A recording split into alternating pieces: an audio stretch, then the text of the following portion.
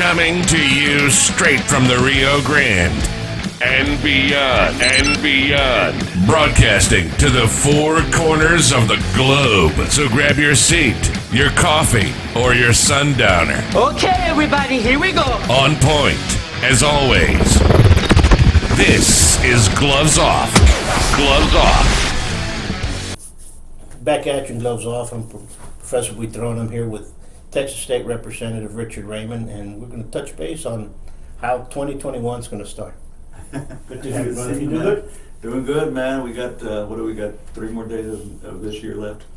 And but 2022, how 2022 is going to start. You said 2021. Yeah, that's right, 2022. I don't want people to think this is a year ago. It's 2021, exactly right. 2022. 2022, how it's going to start. Well, for starters, it's going to start off with the Cowboys being in the playoffs. That's very important. Dallas Cowboys, baby. They played like Super Bowl champions this Sunday. And next Sunday we'll see how they play. But I'm excited about that. I love football. I love my Cowboys.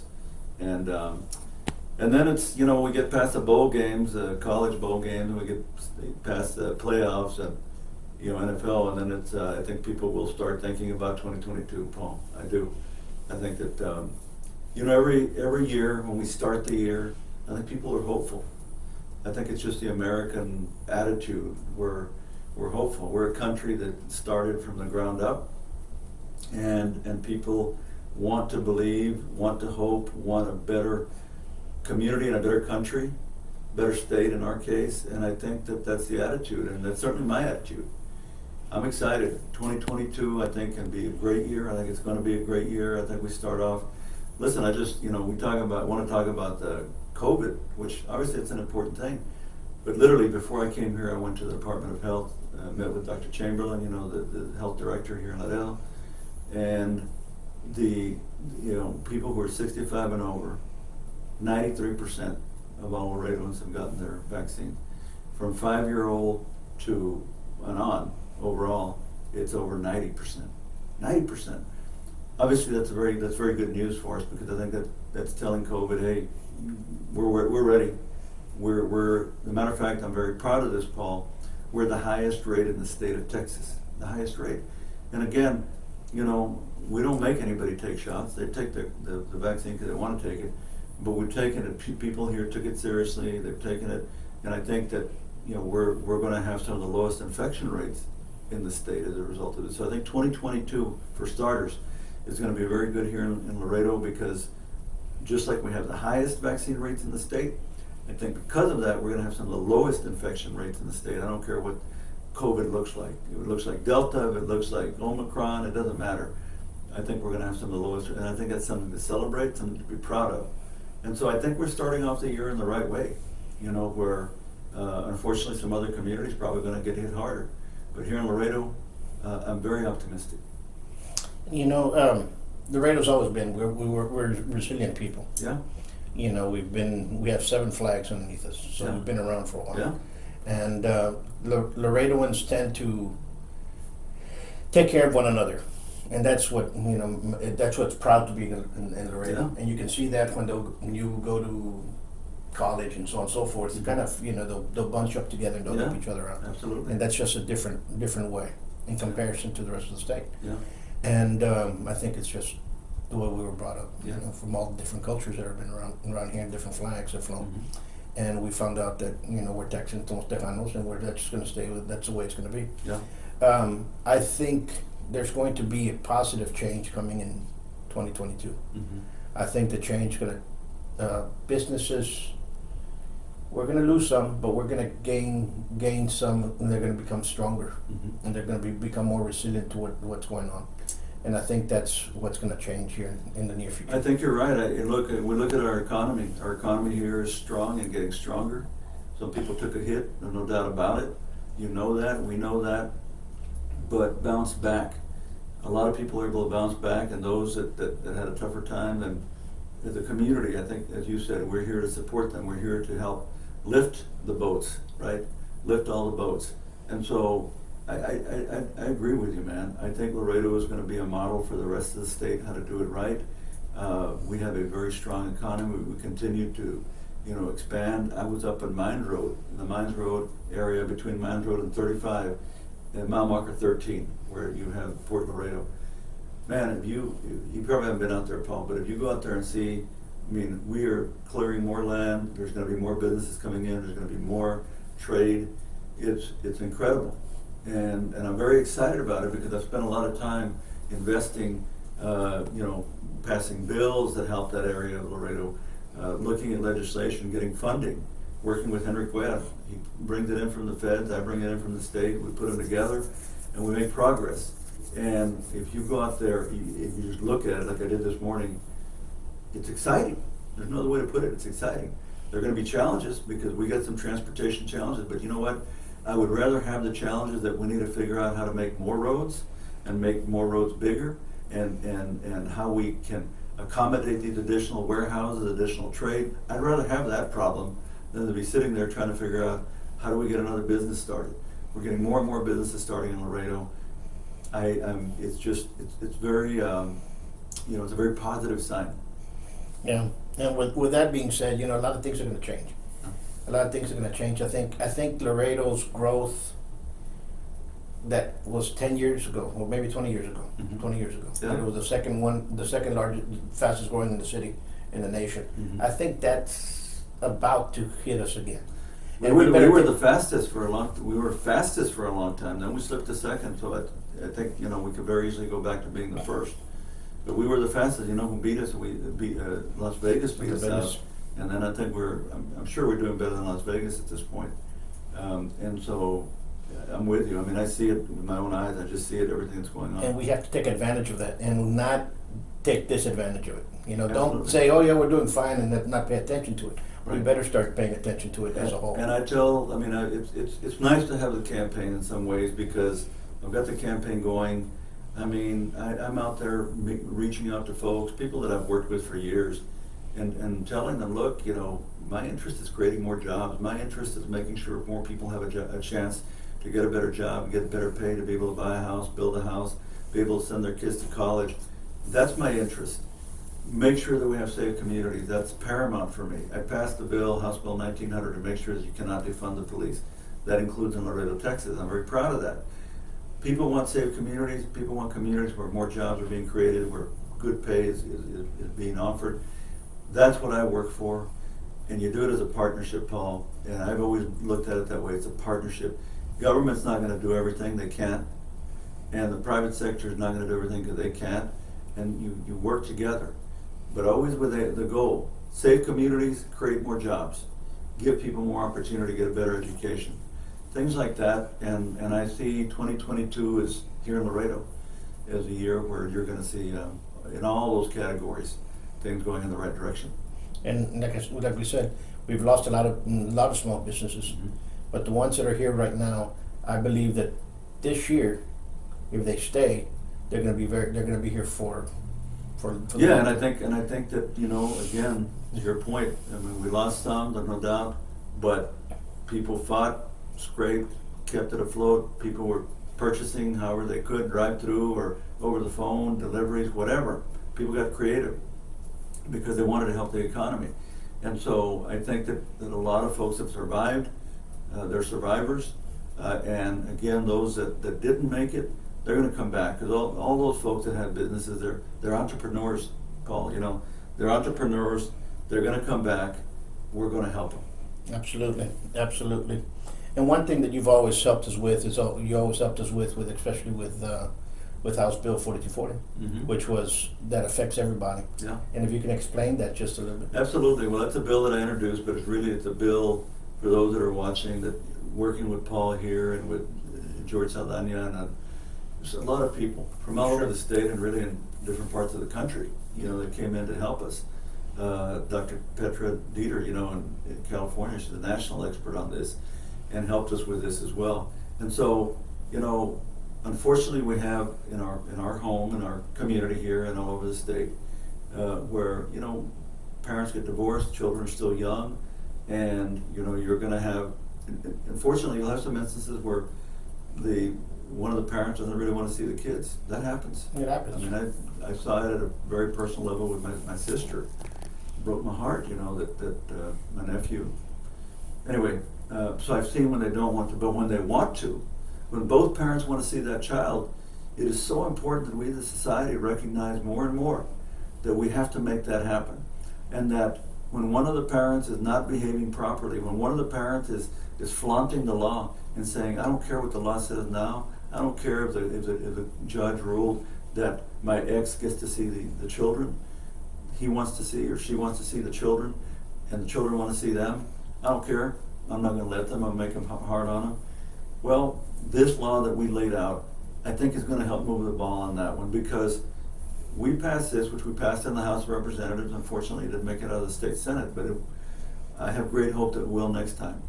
That then, if the parent doesn't want to follow the rules, doesn't want to follow the orders of the judge, then that parent, that police officer can give that parent, or the sheriff's deputy can give that parent a citation, and then they got to go pay $200, $300, $500, and they do that once, they do it twice.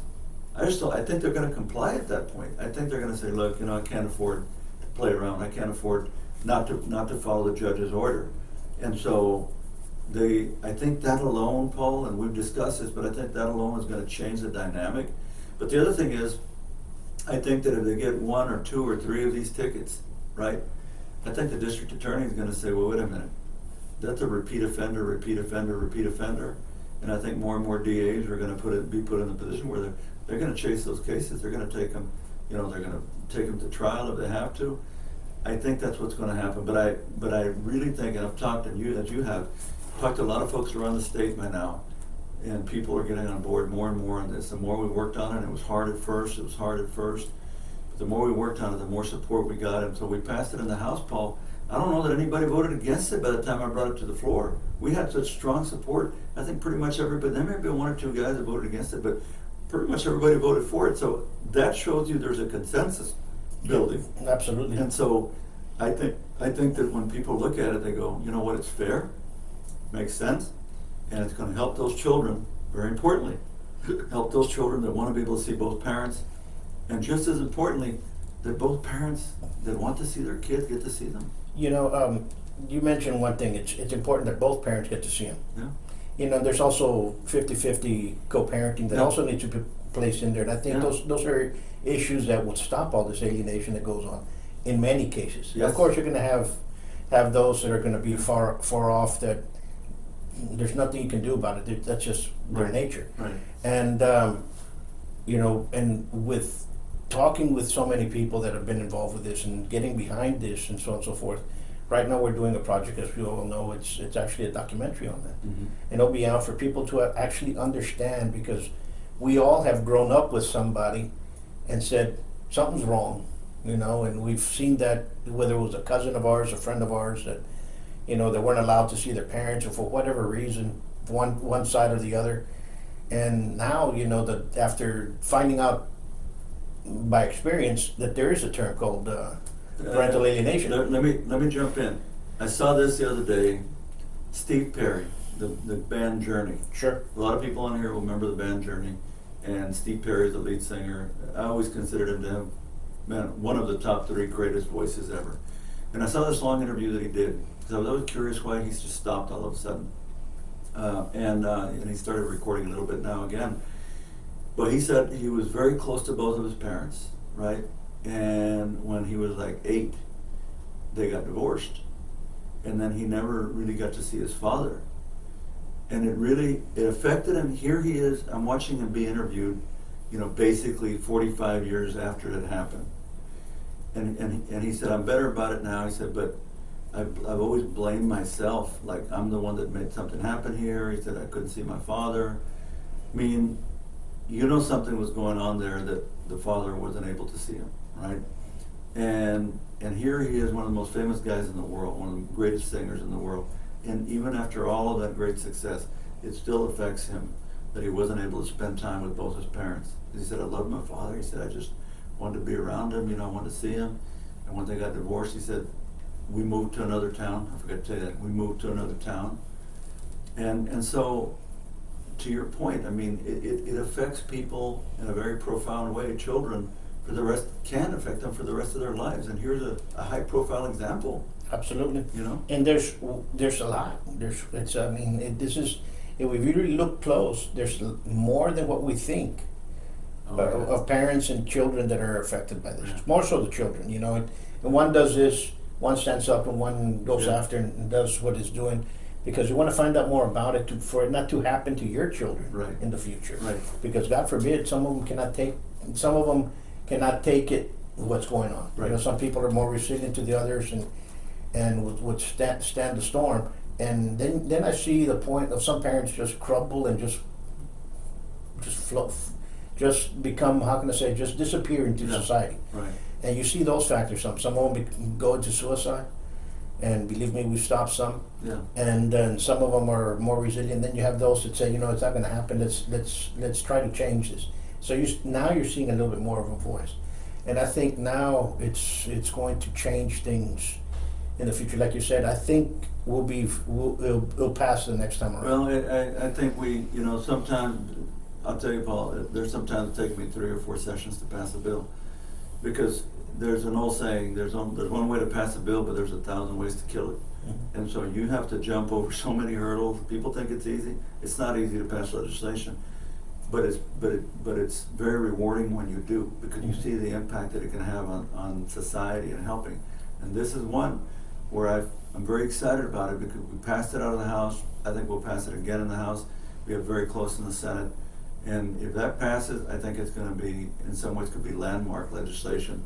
That it's not like over the top. We're not saying hang the person that is doing the violation, but what we are saying is we have to recognize, as a society, do a better job of recognizing when that violation is occurring, because of the impact it's having on that child, and in fairness, the impact it's having on the parent doesn't get to see the child. Absolutely. And I just think it can have a big effect. So we got to pass the House last time. When we started the session, a lot of people didn't think we could pass it in the House. By the time we passed it in the House, pretty much everybody supported it. So I think we keep building on that, Paul. That's part of why I'm running for re-election. I want to be there next year to see that bill pass in the Senate too. And well, it's going to pass. It's going to pass. We have faith on that. And one other thing, where are you going to be in the 1st of July? I mean, 1st of July, the 1st of January. I'm gonna be with my kids. Of course. And so they're both going to college up in Austin. I told them, you want to be there, you want to be in Laredo. They got friends at both places, because Sure. they went to school here, they went to school Sure. there. So I leave it up to them. They're going to let me know Thursday. Whatever they want to do, man. That's how